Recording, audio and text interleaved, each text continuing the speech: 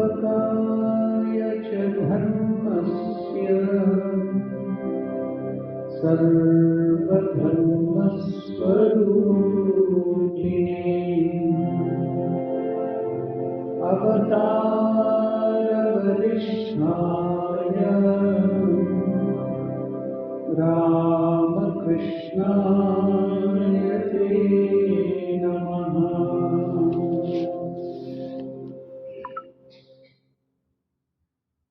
Om Namo Narayana. We shall now chant 2 verses from the meditation on Bhagavad Gita.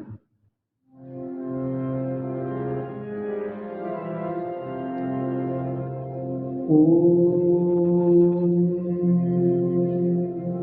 Parthaya Pratubodhitam Bhagavata Narayana Swayam Vyasena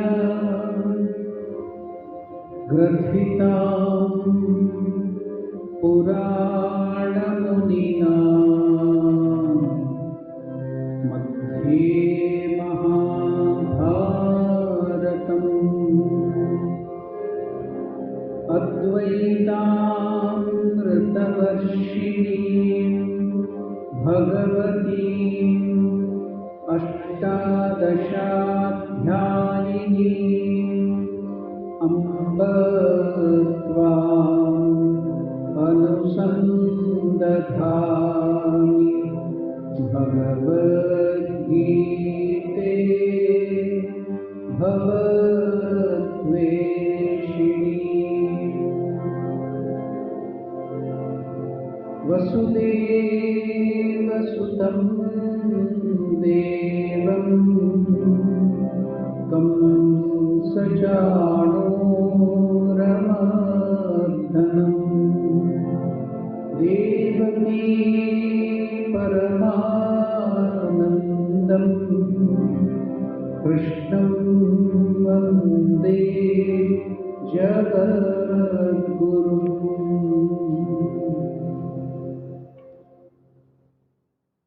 Namaskar to all of you. Welcome to the study of Bhagavad Gita.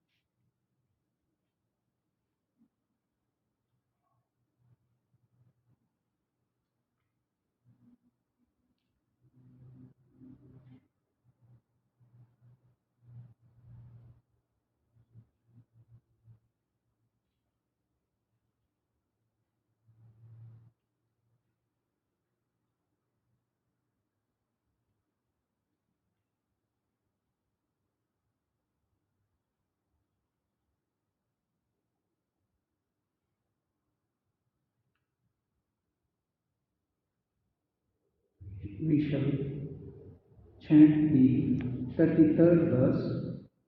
I think since it is dark, you cannot chant it. I will chant on behalf of you. Arjuna Uvacha.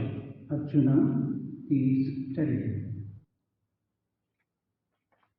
Eshamathe kangshitam no Rajyam bhogaha sukhani cha ta ime avastita yuddhe pranans tyaktva dhanani cha. Now, 34th verse. Acharya pitaraha putras tathaiva cha pitamaha matulaha shvashuraha pautraha shyalaha sambandinastatha. This is the chanting of 33rd and 34th verse. I will now chant that verses. Yeshamathe kangshitam no Rajyam bhoga sukhani cha taime vastitha yuddhe प्राणान् त्यक्त्वा धनानि च आचार्याः पितरः पुत्रास्तथैव च पितामहाः मातुलाः श्वशुराः पौत्राः श्यालाः सम्बन्धिनस्तथा. Now we have chanted the 33rd and 34th verse of the first chapter. Here, Arjuna is telling Krishna, O Lord, those for whose sake we desire this kingdom, enjoyments and pleasures, they stand here in battle, having renounced their lives and riches. Teachers, fathers, sons, and also grandfathers, maternal uncles, father-in-law, grandson, brother-in-law, and kinsmen. Now Arjuna is arguing that the purpose of gaining victory is to enjoy the pleasures of the kingdom. He has suddenly, because of his attachment, forgotten that the purpose of this dharma yuddha, this righteous battle, is to establish righteousness as a kshatriya, as a warrior. Now, he is arguing that the purpose of gaining victory is to enjoy the pleasures of the kingdom with his relatives and friends. And he is further arguing with Lord Krishna, but these dear ones for whom he fights have also assembled on the battlefield. They too are sacrificing their lives and their riches for the same cause. He therefore sees no purpose in plunging himself into battle. Who will be left to enjoy the victory? Arjuna still views the battle in terms of relations and sharing the pleasures of victory with them. Now the whole theme of the war is forgotten. Only the resurrection of righteousness in a land torn by unrighteousness had motivated the war. It was an unavoidable confrontation between virtue and vice. They had made every effort, Lord Krishna himself personally made every effort to avoid a conflict. But in the face of Duryodhana's ruthless and unyielding stand, war was inevitable. Duryodhana was full of egotism. There is a saying in Sanskrit, Ati Kama Ravana. By intense lust, Ravana was killed. Ati Mana Duryodhana. By intense egotism, Duryodhana was to be killed. Now when Lord Krishna went as a last effort, though he is the Lord of the universe, as an emissary of Pandavas, he went to the palace of Duryodhana and pleaded, you need not give the whole kingdom, you give half the kingdom. Okay, if you don't want to give half the kingdom, give 5 villages to 5 Pandavas. That's enough. What was the reply of Duryodhana? Duryodhana told, let alone 5 villages or half kingdom or full kingdom, I will not even give land worth the point of a needle, let alone the kingdom. Even land worth the pinpoint I am not going to give. When Lord Krishna tried to convince him, why are you acting like this? Why are you acting like a man of adharma, unrighteousness? No, what was the reply of Duryodhana? It is very famous. See, Krishna was telling you have studied dharma, you know what is dharma, you know what is righteousness, you know what is good. You are a kshatriya, you have been trained in that in the Gurukula. In spite of that, why are you acting like this? What was the reply of Duryodhana? Duryodhana told, Janam yadharmam nachame nivrittihi. I know, O Krishna, I know that what is adharma, what is unrighteousness, but I don't like to give it up. Janami dharmam. I know what is dharma, what is righteousness. Nachame pravrittihi. I don't like to follow it. That was the reply of Duryodhana. I know everything. Not that I do not know. I know what is righteousness, what is unrighteousness. I know what is good, what is bad. But I don't want to give up bad. I don't want to take up good. That was the reply. And he even tried to arrest Lord Krishna. And in the Mahabharata, the story that how Krishna could overcome all that, he showed the Vishwarupa, he grew and the soldiers couldn't arrest him at all. That apart, now you can see that is the reason this righteous war was started. It is not for pleasures, it was not for enjoying the victory with the relatives. Because of attachment, Arjuna is getting confused. He doesn't know what is right, what is wrong. Now they had made every effort to avoid the conflict, but in the face of Duryodhana's ruthless, unyielding stand and ego, war was inevitable. To bring in personal emotions now and feelings now on the battlefield is to abort the course of righteous action. Arjuna now is a victim of his own emotions. Now we can compare our situation, our life, and different situation in our life when we get into difficulty. Why is it? It is all purely because of attachment, raga. Here Arjuna attempts to justify his emotional stand that he should withdraw from the battle.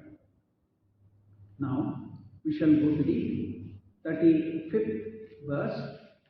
We shall now chant the 35th verse. Etanna hantumicchami ghatupi madhusudana api trailokya rajyasya hetoho kim no mahi krite. Etanna hantumicchami ghatopi madhusudana. Etanna hantumicchami ghatopi madhusudana api trailokya rajyasya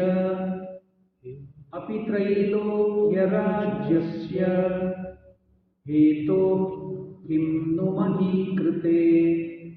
Heto kim nu mahi krite. This is the 35th verse. What is the simple meaning of this 36th verse? Arjuna again continues his argument with Lord. These people who have assembled here, I do not wish to kill, even though they may kill me, though killed by them. Even though they will hurt me or kill me, I am not going to kill them. O Madhusudana, even for the sovereignty of the three worlds, how then for the earth, this kingdom am I going, even if I am going to get the lordship of all the three worlds, let alone this kingdom, even if I am tempted with the ownership of the three worlds, I am not going to kill them. Not only that, even if they come and kill me too, I am not going to attack them. That was the word of Arjuna. What is meant by three words? Why do they call these three words? All of you know Gayatri Mantra, many of you will be chanting. In that, what is the first line or the first part of it? Om Bhuvaha Swaha. Tat Savitam Varenyam. So there, you see only three words have been named. Bhuhu Bhuvaha Swaha. So generally, they tell these three words, the name of the three words. But how many words are there? Including this earth is called Bhuloka. That's why it starts with Bhuhu Bhuvaha Swaha. Bhuva Swaha. So from Bhumi, Bhuhu Bhuvaha Swaha Tapaha Mahaha Janaha Satyaloka, like that, there are 7 words above. Then below the earth, Bhu, Atala, Pitala, Patala, Rasa, Tala, Tala, Tala, Tala, another 7 earths. So in the solar system, we have 14 birds. Generally, it is 14 birds. Now we cannot go on enumerating all of them. So suppose there are 20 students or 14 students. When the teacher is introducing them to the principal or somebody who has come, some guest, what will they do? Will they go on telling all the name of the bird? No. On all the name of the students, they will tell John, Henry, Nick, and all of them. So they will tell 2 or 3.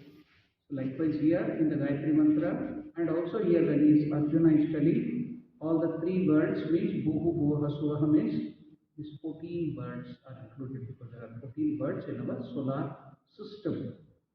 So now even if I am given the lordship of these 14 birds, I am not going to war, I am not to kill them.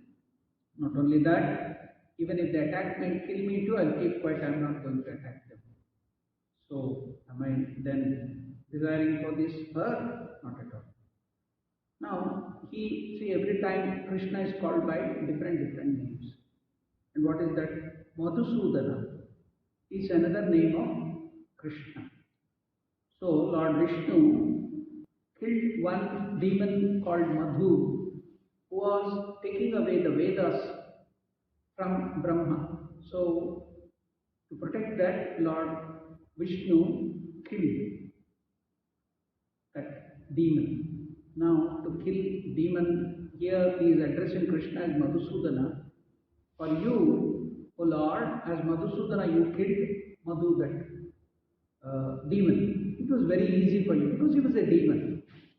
But now, you are asking me to kill my own kith and kin. They are not demons. So how can I kill them? So see, every naming of Krishna here, Vyasacharya, you can find some meaning in it. But foolishly he is arguing like that. But Krishna can also argue now. What is that? Oh Arjuna, haven't I killed my own mama, that is Kamsa, because he was unrighteous, because he was ruthless, he was bad, he was a villain, adharmic. So Krishna killed his own uncle.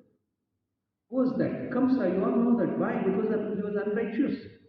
So when it comes to righteousness and unrighteousness, good and bad, whether he is a relative or a closest relative, his mother's own brother, he was Mama, the Kamsa, he killed him. So Arjuna cannot argue in that way. Whenever it comes to righteousness, Krishna stood only for righteousness. All of us, that is also a call for all of us that we have to always stand for righteousness. So Madhusudana is another name for Lord Krishna. It literally means the slayer of demon Madhu.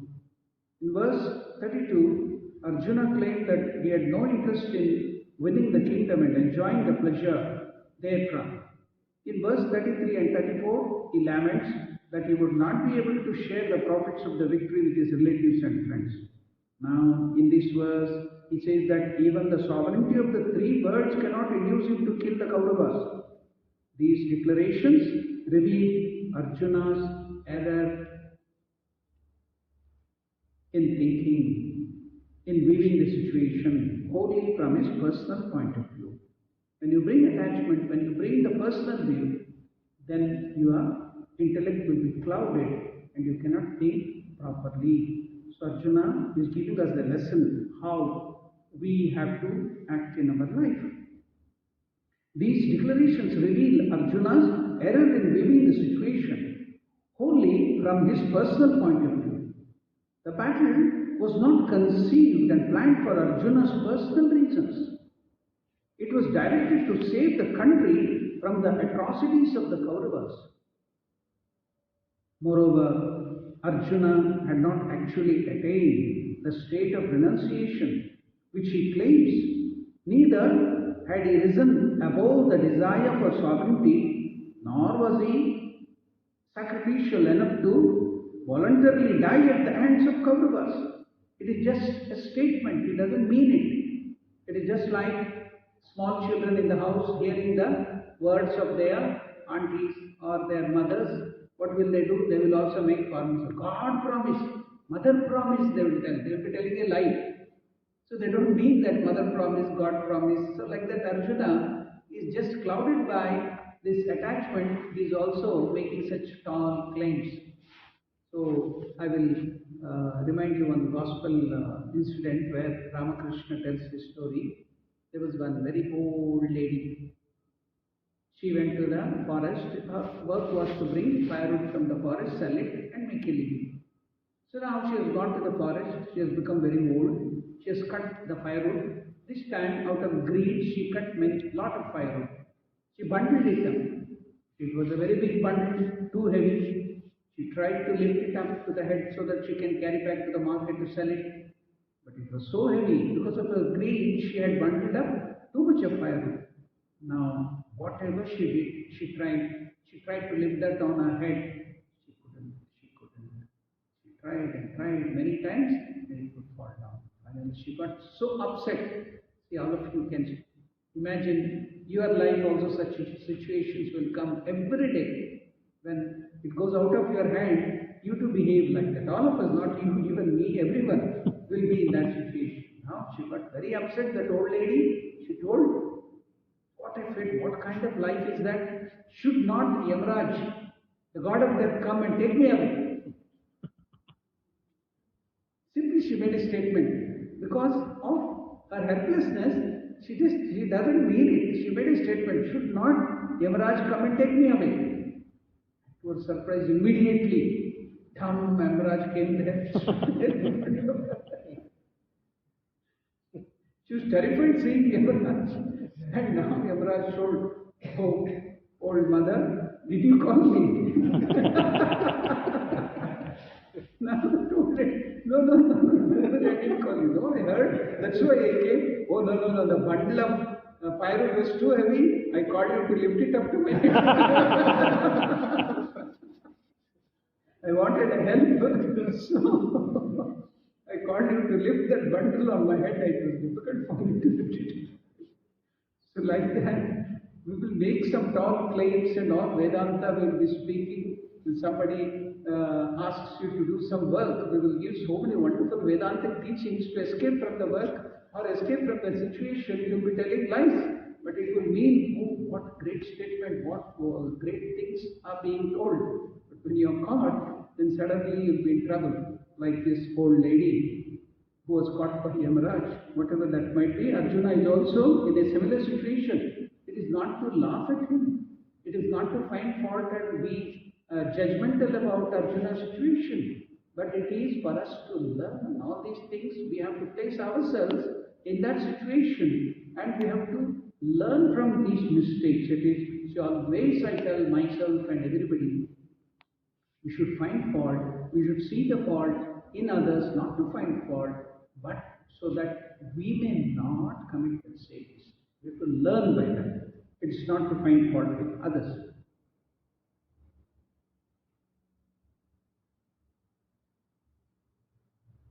His emotions, Arjuna's emotions, had completely clouded his rational thinking, rendering his words mere empty sounds.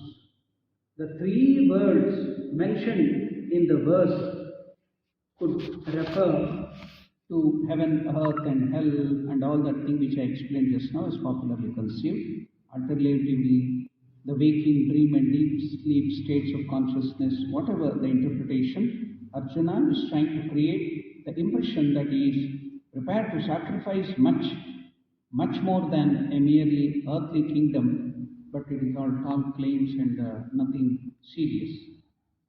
We will go to the next verse, that is the 36th verse. Nihatya dhartarashtraannaha ka pritihi sya janardana papam evashraye tasman hatvaitan atatainaha. Again, the advice of Arjuna to Lord Krishna himself continues. The 36th verse, we shall chant it. Nihatya dhartarashtraannaha. Nihatya dhartarashtraannaha. Nihatya dhartarashtraannaha. Ka pritisya janardana.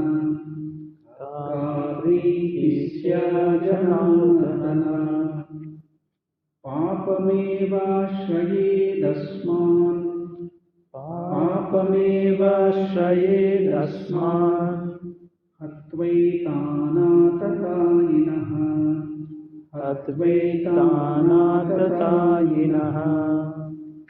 The simple meaning of this 36th verse is, O Krishna, Arjuna is telling Krishna, what pleasure is there in slaying the sons of Dhritarashtra? Dhritarashtra means the sons of Dhritarashtra. O Janardana, see, he is calling Krishna by different names. Then it was Govinda, then later on he called him as Madhusudana. Now he is calling him as Janardana. Sin alone will accrue to us by killing these desperados or felons. So here in Sanskrit, the desperados or felons are called as Atatayin. So that term is a terminology of Dharma Shastra. So just like we have constitution in every country, these are all modern things. But in India, from millions of years from the Vedic time, this constitution was they were well graded, it was done in a very good way. There were Dharma Shastras. The constitution was called Dharma Shastra. So there were scriptures to guide at every point. So what are the wrong things, what are sinful, which we should not commit. Everything was there. What was the punishment to be given if that person commits these things. So everything was perfect, it was democratic. Now here he uses that word according to the Dharma Shastra, Atatahim. Now before going to the particular verse, the 36th verse, let me take you through some bird's eye view of what we have studied up till now. From verse number 28 to 35, what is going on in the mind of Arjuna, because we have to analyze all these things, what is happening. Now we will analyze the mind and situation of Arjuna. He has got into attachment. In the beginning, in the introduction, and also in some of the shlokas earlier, I have explained about the problems of this samsara, the problems of this transmigratory existence believing. What is the first thing which we are facing? I use the term that it is a group of diseases. First one is raga, attachment. Because of raga, what do you get? The very next thing is shoka. What is shoka? Sorrow. Then what is the next disease which you are going to get from this attachment? That is moha, delusion. Now from verse number 28 to 35, the problem of Arjuna is shoka. Sorrow. Is expressing his sorrow, full of sorrow. Why? Because that attachment now is identifying with all the people in a personal way as his own relatives, his kith and kin, his grandfather, his teacher. So all the problems started. So from verse 28 to 35, all that is shoka, problem. And from now, the 36th verse which we chanted just now, up to 47th, up till the end of the chapter. So in the first chapter, that is Arjuna Vishada Yoga, we have 47 verses. I think we didn't conduct the quiz on the first chapter. So in that we should remember, there are 47 verses in the first chapter. 700 verses in the whole of Bhagavad Gita. In the first chapter, there is 47 verses. So from 36th verse, now which we have chanted, up to 47, that is the end of this first chapter, we find the problem or the disease of delusion, moha. Because of attachment, what is the first disease you get? Shoka, sorrow, melancholy. This name of the first chapter itself is Arjuna Vishada Yoga, sorrow, Vishada.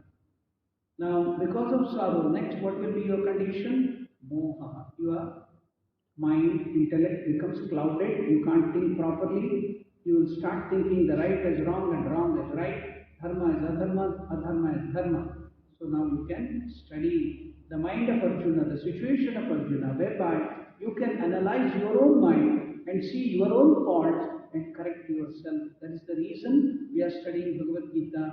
In the beginning itself, we can study the mental condition of Arjuna, by which we can also understand our own mind. So what is the delusion, moha? See, whatever is dharma, righteousness as adharma, whatever is adharma, Arjuna begins to see as dharma. Now, objectively seeing, what is dharma? What is righteousness? Arjuna is a kshatriya, a warrior, a commander. He has to protect his people, his country.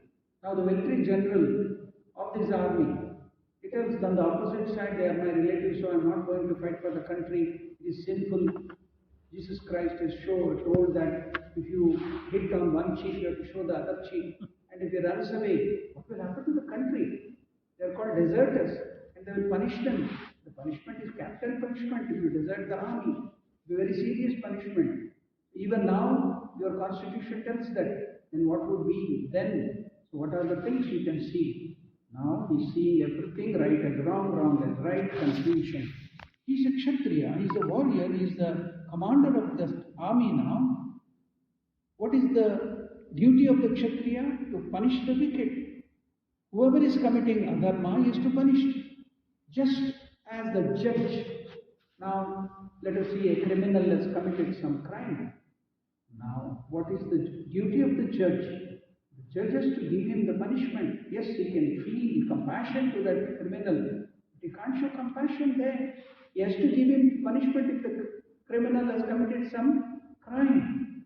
Now, can the judge start thinking that, oh, I have to show him compassion, I should forgive him? No, then there will be no rule of law. There will be everywhere in the country you can see what is happening. You yourself can experience what is happening.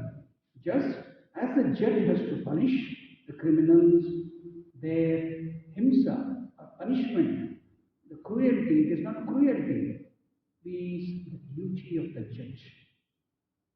Likewise, for kshatriya, to punish or himsa is the dharma. And when he does that job, he is not going to get papa, he is not going to get to sin, rather he will get punya. That is duty, he has done the right thing. He is going to get only punya. And therefore, this war, Kurukshetra war, is only going to give punya to Arjuna.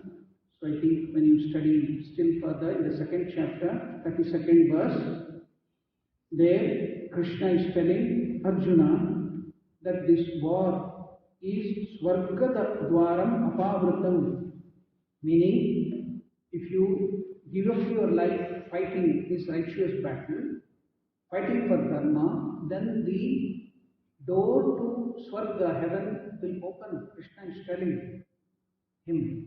And on the contrary, in the second chapter, 34th verse, Krishna is telling, Bhayad Ranam Uparatam. When you run away from the battle because of fear, it is going to give you power. Krishna himself is telling, even now, deserting the army is a capital punishment. So every time that is the thing. So you don't think that killing criminals and hurting criminals, punishing the criminals is papa. No. Arjuna is telling that is sin. That is not true. So this is the objective fact. Krishna is going to tell in the second chapter. Now Arjuna is losing sight of this, and what does he do? He sees this war, the righteous war, as papa, as sin, and running away from the battle, yuddha, as punya. Confusion, see, everything is confusion. Therefore, punya papa drishti, pape punya drishti. Everything has become ulta palta. Moha, that is called delusion. Moha, that is called moha. So, if you have attachment, what is going to happen? Then you will be in sorrow, you will be in trouble, you will get what you call the depression, you will get anxious, you will get into stress.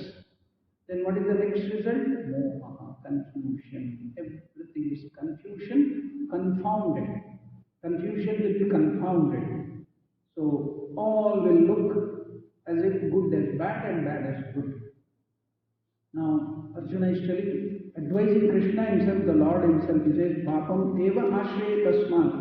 If I kill all these people, Duryodhana and people, we are all going to get Papa, sin. We are going to incur Papam alone by killing these people. And who are these people? Atva etan atatayina. So another interesting thing, Arjuna is calling the Duryodhana and other people as Atatayi. Atatayi is a technical word used in Dharma Shastra, in our scriptures. In Dharma Shastra, they enumerate varieties of sins. There is a huge list of all the sins, papam, with gradation. What are they? Few examples of sins. Now, drinking liquor is one type of papaha. Drinking liquor is one type of papaha according to our Dharma Shastra. What is the next sin? Smelling liquor is also another type of papaha. What is that lesser grade from that? Moving with a drunkard. Having the company of a drunkard is lesser, little lesser papaha. Like that, our Dharma Shastra goes on enumerating sins, smaller sins, which are things we should avoid, which we should not do. All that thing is given. There is a great list. Now, directly killing, indirectly killing, all these are said in our Dharma Shastra, what is to be done. And there are remedies too. If you have done this, what are the things you have to do to overcome that? What are the religious acts? What are the charities to overcome that? Or you should not do all them in future. Everything is there. Now, yes, turn a word, atatahi, fell on, desperado, in English if you translate. So who is that person according to Dharma Shastra? Who is called as atatahi? Arjuna himself is using that word. If he commits these 5 type of worst sins. What are the 5 type of sins? If somebody commits, then he becomes an atatayi. Now, the first one is 5 things. In that 5 things, panchaite hi atatayinaha. What is that? Burning the house in people is, suppose you want to kill somebody, he puts fire to the house. Burning somebody's house is one of the worst of the sin. Then poisoning another person to kill him is another worst of the sin. Then killing a defenseless person with a weapon. When another person doesn't have a weapon and you kill him with a weapon, then that is the worst of the sins. Then taking away the land or property of another person, expropriating that thing or taking away unrighteously of another person's, that is worst of the sin. Taking away the wife of another person is worst of the sins. So, 5 sins, the worst sins are enumerated. If you commit these 5 sins, they are considered, they are called Pancha Mahapatakam, 5 great sins. Then that person, even if he commits one of them too, he is called Atatayi. Whoever does any one of these sins too is called Atatayi. And what is the punishment? Even if you commit one of these sins, according to the criminal law of those days, the Smriti, Vasishta Smriti, Manusmriti, so many Smritis, Dharma Shastras were there. They had criminal law. Our criminal law come only after the constitution. But thousands of years back, we had all these laws. They had their own Dandaniti. And according to the traditional Dandaniti, Atatayi, even if he commits any one of these, the capital punishment should be given to that person. What is capital punishment? Death alone is the punishment. You commit even one of these sins. And Duryodhana and his brothers and all that group has committed not only one sin, all the 5 sins and many more than that. Example, even when they were children, Duryodhana tried to poison Bhima and others and kill him. Duryodhana and his brothers, they tried to poison Bhima and kill him. Then after that, when they grew up, they very cunningly built how a palace of lac. Now what is lac? What do you mean? Candle out of wax. So they built very nicely a palace of wax or lac. Then they deceived the Pandavas, telling that it is a good palace, you can stay inside. When they went and stayed there inside, they could fight. So if you are in a lac house or a wax house and it's a fire, what will happen? You cannot survive at all. All the Pandavas were there. Somehow by the grace of Krishna, Vidura had warned and they escaped from that. There was a tunnel and they escaped. And they tried to usurp their kingdom. They took away their kingdom. They took away that wife Draupadi and insulted. So much worst of the sins they committed.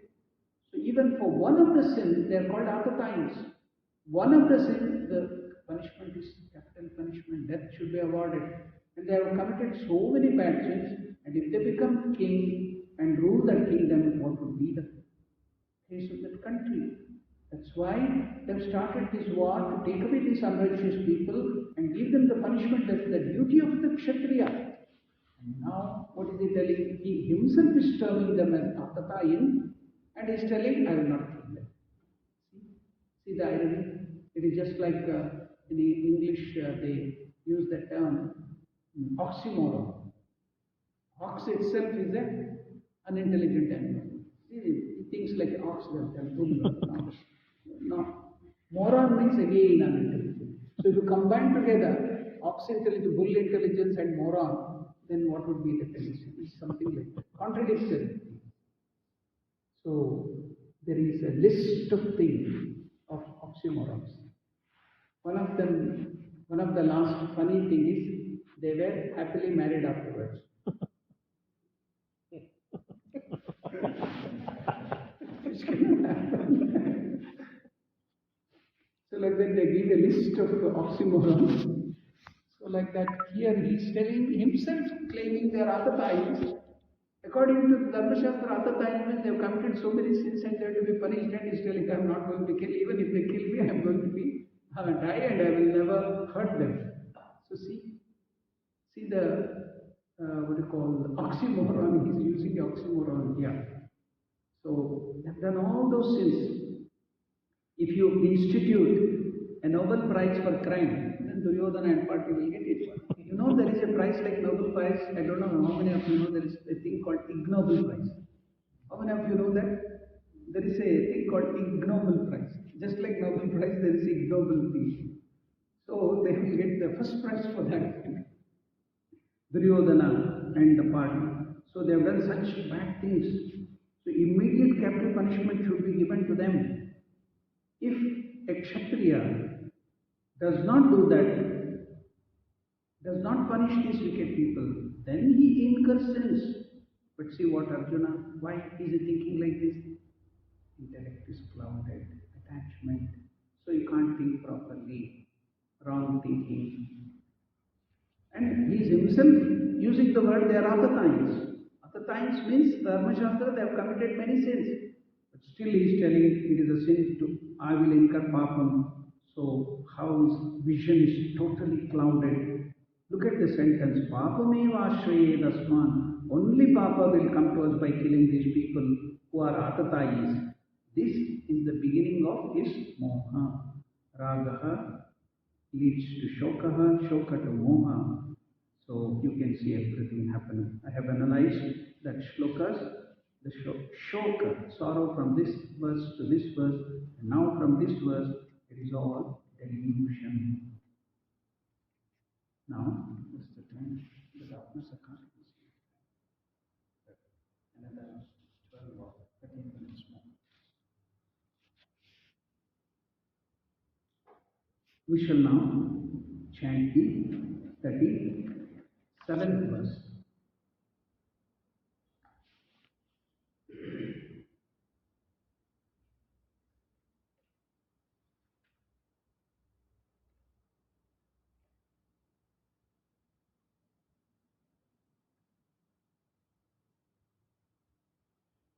Tasmannarha vayam hantum dhartarashtraन् swabandhavan Swajanam hi katham hatva sukhinaha syama madhava. That is the 37th verse. Tasmannarha vayam hantum. Tasmannarha vayam hantum. Dhartarashtran swabandhavan. Dhartarashtran swabandhavan. Swajanam hi katham hatva. Swajanam hi katham hatva. Sukhinasya madhava. Sukhinasya madhava. Now again, Arjuna, with his confusion, is advising Krishna himself. Therefore, O Krishna, it does not behove us to kill the sons of Dhritarashtra, who are our own relatives. For how can we be happy by killing our own kinsman, O Madhava? Again, he is using another term for Madhava. Ma means Lakshmi. Dhava means lover or husband of Lakshmi. So Madhava. Tasmat means therefore. It indicates a conclusion. So conclusively he is telling Krishna. When you use the word Tasmat, means conclusion. Preceded by a series of pertinent facts and logical arguments, Arjuna now concludes that it is wrong to kill the sons of Dhritarashtra, but he has not based his argument on logic and reason. He tries to reason, but his arguments lack depth or discretion or direction. His mind is overwhelmed by emotions. His intellect is in no condition to think. He arrives at a wrong conclusion. The word tasmat does not fit the actual context here. It is interesting to note that Lord Krishna uses tasmat liberally throughout Bhagavad Gita when drawing conclusion to his teachings. But sound logic and clear reason always precedes Lord Krishna's conclusion. He teaches systematically and scientifically. Intelligent conclusions follow immaculate statements. His logical presentation and conclusion provide a striking contrast to Arjuna's in this verse. Whereas Arjuna is making conclusions illogically, unscientifically. See now, electricity came. Wonderful. An ignorant person with poor reasoning inevitably comes to an erroneous conclusion. Thereafter, he maintains a firm belief in it. How can knowledge be installed or instilled into someone who firmly believes he knows everything and he has nothing more to learn?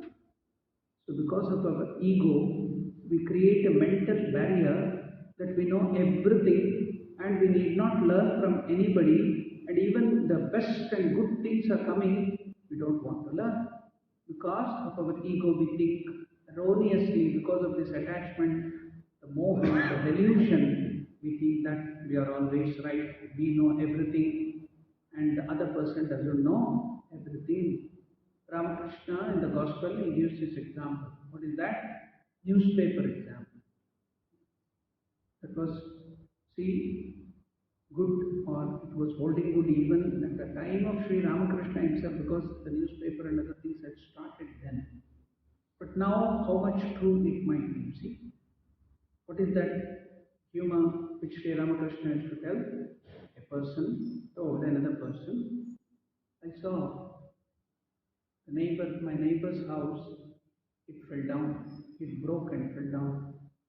Is it? I don't believe it. The other person. Why? Because it has not come in the newspaper.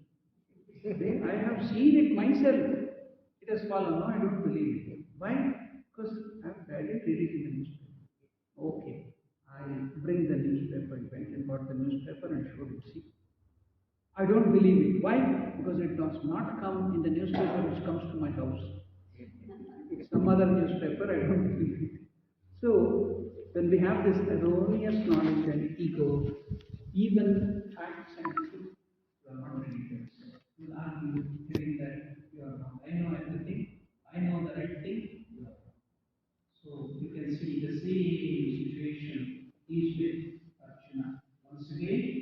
he digresses from the main issue. He tries to make it an issue of his own joy or sorrow. When performance of his obligatory duty is the question at stake, a Kshatriya's duty and responsibility is to fight, is to maintain righteousness, is to maintain law and order. Questioning the imminent battle is not the role of a Kshatriya.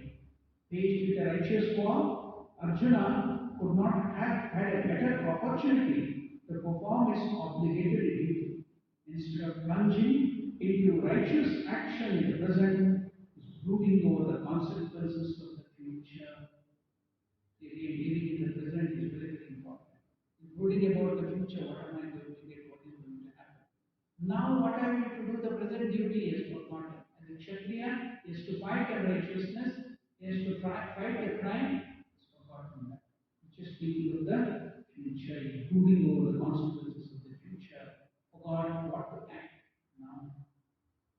He doesn't deal in the present, he's thinking of the future. So many times you can see that in the neuroscience lecture of Shavastar and now will be telling about our mind at the time of acting like a pendulum, going from past to future. So you can see the same thing is happening. He's brooding over what is going to happen in the future. So because of that, then fear is coming, gripping him, fear.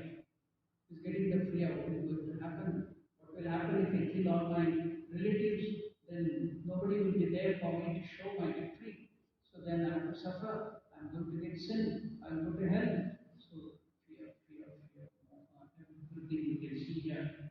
So Bhagavad Gita, you can see it is pure psychology. It is teaching wonderful way by which we can study our own mind, our own life, personality, and how nicely we can train ourselves. How can we make our own mind as our own friend? Otherwise, if we don't study and put into practice the teaching, then we will make our own mind the enemy. Now, so many other things are there, still 5 minutes, so we will go through some of the facts, whatever we have studied today.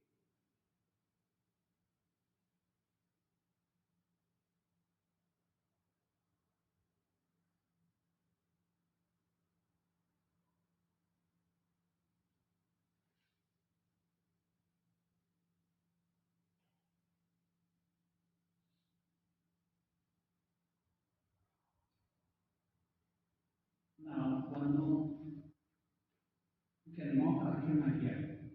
When he uses O Madhava, or how could we, O Madhava, gain happiness by slaying our own kinsman? So, his happiness is important. He's not worried about the country. He's not worried about as a king, about the subjects. He's not worried about the happiness of his people. He's worried about his own sin, his own future, his own happiness. That's all he's worried about. So now you can see the wrong thinking of Arjuna. Compare that with Lord Ramachandra. He was ready to sacrifice his own wife, he sent to the forest, just to please his subjects.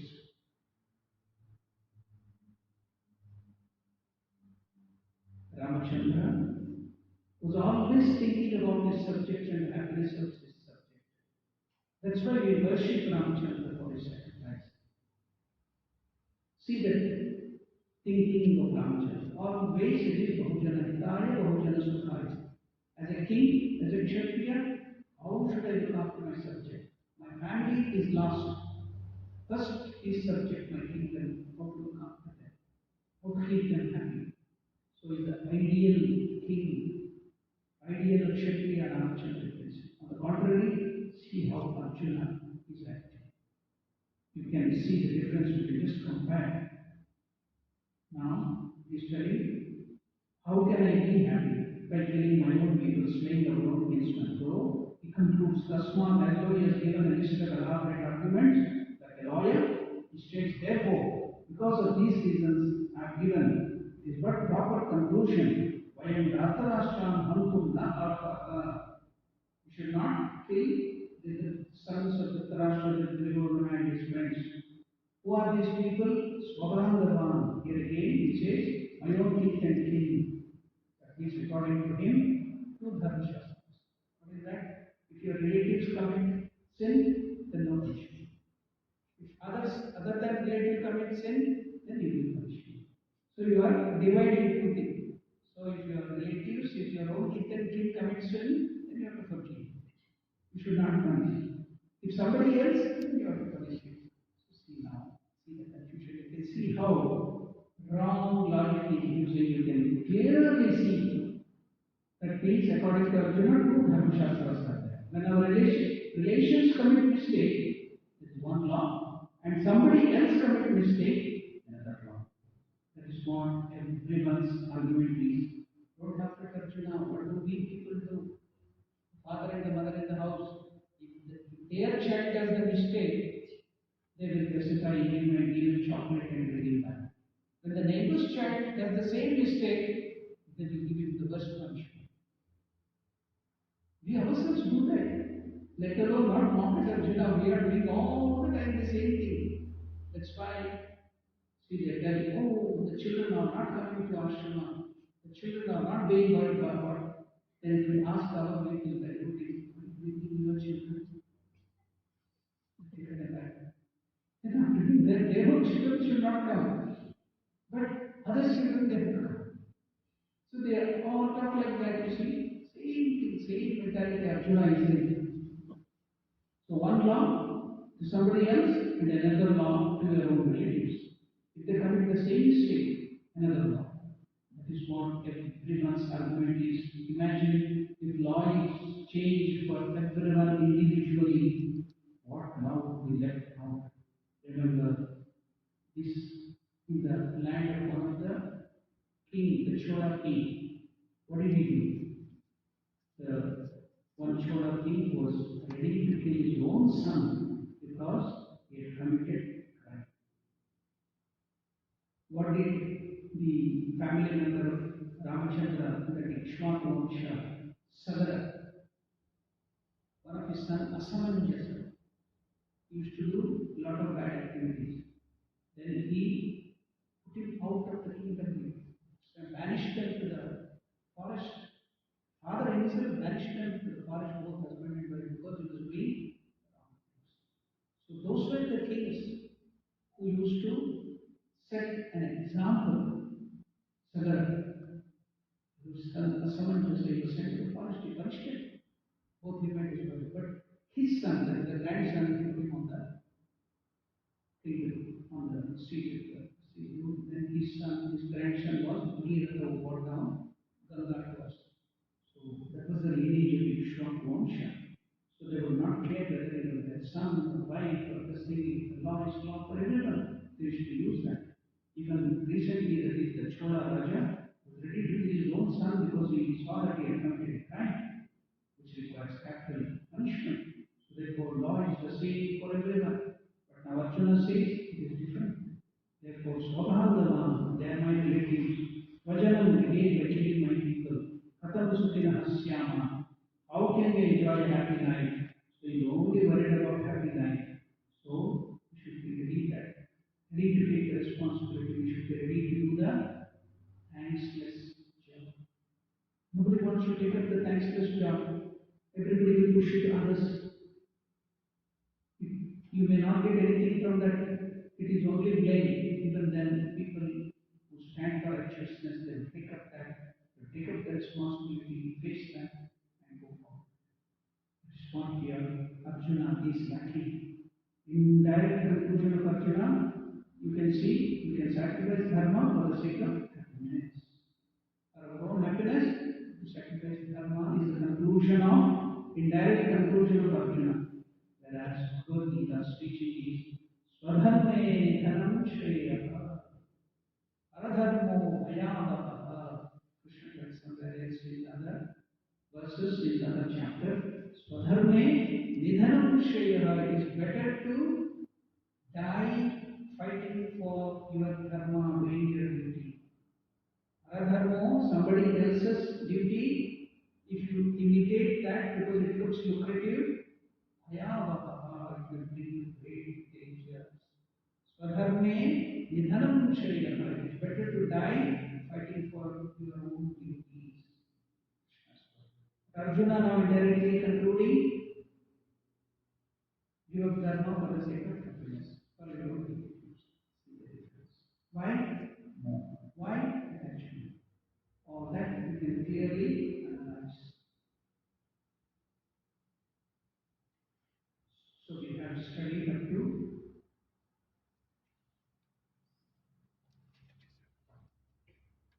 37th or 38th verse.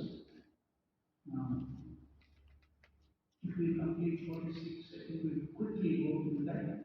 Then the real Bhagavad Gita will start. Krishna will start speaking.